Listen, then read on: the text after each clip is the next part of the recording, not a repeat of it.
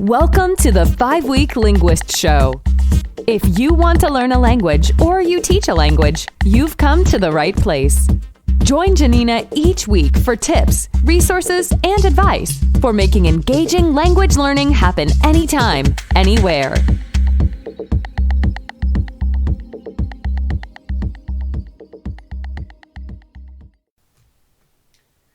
Hola, bonjour, konnichiwa, annyeonghaseyo, buongiorno. Welcome to the 5-Week Linguist Show. Today we're going to talk about 6 takeaways from acting that every language learner should know. Now, teaching and learning languages has been my life. It has allowed me to see the world and be able to work at the same time and have the reward of teaching others how to communicate with people in different languages. And I firmly believe that anyone can learn a language with the right tools and information. And when I started my career more than 2 decades ago, I came to the classroom with a BA in theater arts and foreign languages. So not only did the lessons I learned in my training in the theater and acting allow me to get students speaking from the very beginning and move quickly through memorized phrases and words into creating with their own language, it allowed me to creatively combine my passions for drama and languages. So I really wanted to share with you the parallels I see and have recognized with acting, the job of an actor, for language learning that you can take away and incorporate into your own learning. So actors have to get a part, right? And this can help you learn a language if you think about this. So actors have to audition in many cases to get a job. So oftentimes an actor has to come with a prepared monologue and or read from a script without any time to prepare. And this gives directors a chance to see the range an actor can play, right? Can they play, how many different parts can they play? How good a fit are they for a part? As a beginner in a new language, you need to memorize words and phrases. And to move out of this range and towards fluency, you need to have enough memorized words and phrases to begin to make your own sentences and express your own thoughts. And the monologue is a perfect place to start. And I would always advise a drama student preparing a monologue from Shakespeare to watch several YouTube videos so they can hear the intonation and pronunciation and replay it enough times to accurately mimic it themselves. And then Google the text to memorize their own delivery. And I would also advise this to anyone serious about learning a language quickly to do the same. You can find your target language word for monologue, search YouTube for videos from native speakers delivering monologues, and get started on your own. And the same holds true for poems. Find your target language equivalent vocabulary word, Google, watch, memorize, and learn a language. And you're going to find that those words really stick. I think this works really well too for words and phrases from a phrase book, right? Or those dialogues that you see in language programs and textbooks. Perfect place to start memorizing words and phrases. Someone once told me that Antonio Banderas couldn't speak English before he was in the Mambo Kings, and that he learned language on that set. He learned English. And while I'm not sure how much of that story is accurate, I do believe the basic premise that he got going on learning language with being cast in that movie. He probably already knew a lot of English before, I really don't know, or some English, but that was probably the first time that he was really using it. And he certainly had motivation. It was his transition to Hollywood. So I have no doubt that he was spending a lot of time learning English outside of the film, but I understand it to be a big catalyst in learning and learning that script. So you can take that away for yourself, right? And he was an adult, so you can do that for yourself too. At any age, you can start learning words and phrases from dialogues or phrase books in a new language. The second takeaway, know your character. Many actors thoroughly research their roles as soon as they get them. And The goal here is to completely understand the character's history, background, taste, their family, anything you can imagine, so the actor can make that character come to life. Deeply understanding the culture and people of the language that you're learning is critical. And there's some great ways to incorporate this concept into your activities when you're learning a language. So one of the activities we do is hot seat in the theater. An actor gets a part and then begins a deep study to really bring that person, that character they're playing to life. And it not only involves learning the details about the character and the story from the script, it involves adding more to really create a 3D person that the audience can empathize with and believe. So think things like a character's favorite drink or birthplace or the worst day of their life. The rest of the cast then puts that person in the hot seat, and the person in the hot seat must answer any and all questions about the character. It's a great way to practice conversation and learn more culture as well. So some ways you can do this for yourself. Research a famous person from the target culture or a period of history, or could even be a famous place. So a list of common get to know someone questions is a great place to start. And I'll just give you a few examples. What's your name? Where are you from? Where do you live? Where were you born? How old are you? Do that in your target language. And you can ask and answer those questions yourself. Right? And think about it. Even though that might feel a little silly, you're kind of talking to yourself. You're learning how to ask and answer some very basic communicative questions. Really useful. Get you talking to people. It provides you an opportunity also to learn more about the culture, which is inextricably linked. And you're recycling lots of everyday language. And so as you progress, get more complex with the questions and answers. So learn your part. Actors must learn a script, or else they're going to bomb and ruin it for everyone. In a film, there's a lot of money involved. Right? They've got to learn their lines quickly because there's a lot of money. They have to learn their lines, their movements, their gestures, their exits and entrances. And in a film actor, they have to do all that out of sequence. And oftentimes it's changed at the last minute. So these are jobs that require great attention to detail and the ability to bring words and stories in black and white to life. And when you're just getting started in a language, there are many tools readily available. Your play, quote unquote, is a beginning level dialogue intended to teach survival language skills. So think about getting around, getting a meal, asking for directions. The FSI and DLI programs are great for this. They're free and available in the public domain, and we'll link to those. I would advise skipping in those materials all but the dialogues to begin. So read, understand, learn, and speak. And you can learn a language on your own time with these free materials. Like an actor, learn your part. As you progress out of the novice range, you can create your own dialogues and monologues and make your own task notebooks. Create your own conversations based on a situation and think things like returning a broken item or talking about your family history.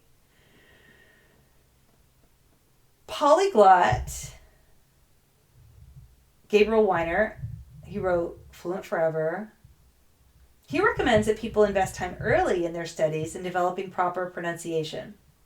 And actors have to understand how the character they're playing speaks. And they have to study and listen really closely to be able to produce those same sounds and speech patterns themselves. And this work makes the difference between the character sounding believable or not. And he has a really deep understanding of how to develop proper pronunciation from his work in vocal arts and opera. And he developed an app, and he's got pronunciation trainers too, I think. But he's a great resource for this, and I'm going to link to him for that. The next thing is to listen to the director. Talk, but don't be afraid of people telling you how it's done. Think of teachers and native speakers as your directors. You can put your quote-unquote scripts online and have them read by a native speaker at a site like RhinoSpike. They give you MP3 files and you can hear your lines, your dialogues being read by a native speaker as they're being learned. And Actors pretty routinely listen to recordings of nuances of speech.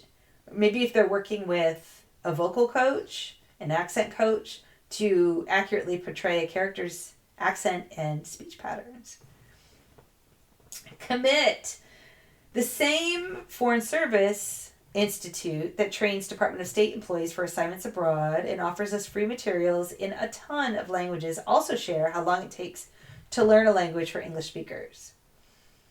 We're all different and we all come to languages with different levels of experience, but those are all things that are going to influence how long it takes. It's just great basic knowledge to have. At the end of the day, some languages are easier to learn for English speakers because they're more closely related. So think about England's closest neighbors, so Dutch, French, Italian, Spanish. Some are just harder, Greek, Russian. Some are really far away and they really share little with English, so Arabic, Chinese. And the lists aren't exhaustive rather. And we're going to link to those resources. You can find out a little bit more about them. And regardless of where you are now or your goals or what your target language is, you have to commit the right amount of time to reach your goals. If not, you'll never be ready to perform. You'll never learn the language. Hire yourself. Many actors love telling stories. Combine this inclination with wanting and often needing to make opportunities to work as actors. So I always think of Matt Damon and Ben Affleck. So it's hard to imagine them not famous, not having an Oscar, but early in their careers they wrote, and Matt Damon appeared in Good Will Hunting. You could write your own film, or if you're a teacher, your students can write their own film. So screenwriting, you might have to Google it depending on what sort of word processing program you use. It's basically Courier 12-point font that's used in screenwriting. And the whole reason for that is it makes one page of a document equal to 1 minute on screen. So that's standard for obvious reasons. They have to know how long something is supposed to be, and everyone knows that 1 page of text is 1 minute. And they've all got great add-ons. I'm thinking of Microsoft Word, but I know that there's lots of options out there, and there's more and more all the time. And the takeaway, that might be a lot more trouble than you're ever interested or that you even wanted to know that you can screenwrite. But the point being, take your notebook and write out your own dialogues, your own little play. It's a great way to turn downtime into language learning time and get you communicating. So think about task notebooks, which I'll link to. Think about completing a task, right? Something you need to do in the language. You can write a little dialogue about that and practice it. And then you'll be able to do it in real life. And when you do that, practice regularly. So whether you're practicing on your own or with a native speaker on italki or Hello Talk, record. I like to record my sessions on italki because I get to listen back to what the native speaker said. And when they've corrected me, I get to hear their corrections too. I had one native speaker on Skype write all of my corrections in the chat. So when I went back and listened to it, I saw all of the mistakes that I made that she let me know about in the chat box. And it was really helpful. I had kind of a transcript and the correct way to say things. So I really appreciated that. And again, I like to record myself very regularly because it's great documentation of my progress. And it helps me get over any shyness I might have about speaking a new language. Use stories to learn a language. Being able to narrate fully and completely is considered an advanced level task for learners. Practice telling your own stories through speaking, through journaling, writing your own plays, and creating your own films. Try using storyboards, which is a technique often used in French films. So they plan out their storyboards, basically concentrating on the larger concept and visuals. They then return and write what will happen into those pictures. And then the actual script with the dialogue and action is written last. I like that for language learners who like to draw. You can draw out little scenes and then write the dialogue that goes with them. I personally don't enjoy it, but I know lots of people who do, and it's very effective. It really does work. And don't forget that many films are created from stories.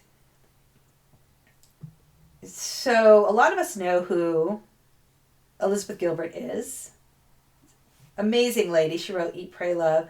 Well before her Eat, Pray, Love days, it was an article that she wrote called Coyote Ugly. And I don't even know where it appeared. I want to say the New York Times, but I could be wrong. But she wrote it about her experience working in a bar.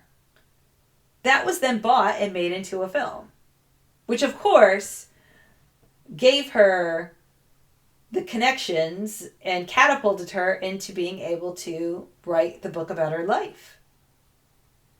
A lot of classics are made into modern films. Books. So the takeaway here is read, read, read. That is one of the most powerful ways to learn a language. You don't have to wait for anybody to help you. You don't have to ask someone to repeat themselves. You can look up as many words as you need to, though I don't recommend doing too much of that, but you can go read something multiple times until you really understand it and learn language at your own pace. I wish you many stellar performances as you learn a new language.